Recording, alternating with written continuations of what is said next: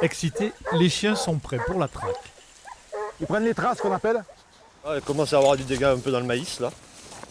Autorisés à sortir du confinement, les chasseurs commencent leur battue par une inspection des parcelles de maïs dévastées. C'est les sangliers qui ont fait beaucoup de dégâts. De ce côté à droite, il y a une parcelle de maïs où il y a des rondes qui sont par terre, qui sont passées de la nuit, de la semaine.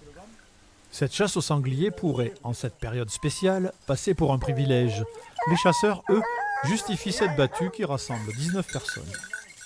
Ça a été accepté au niveau du ministère et de la fédération. Après, c'est le préfet de la Dordogne qui a donné le dernier avis. C'est pas un passe-droit. Ce n'est pas un passe-droit, c'est une nécessité par rapport au monde agricole.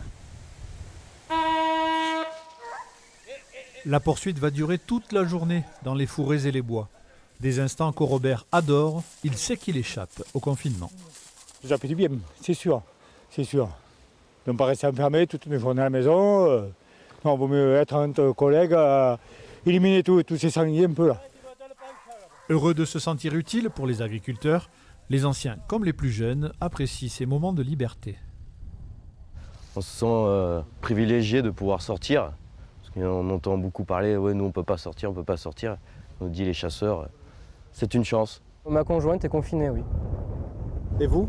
Moi non. Grâce à la chasse, on peut sortir. Privilégié, chanceux. Tout à fait. 2 sangliers mâles ont été abattus en une demi-journée.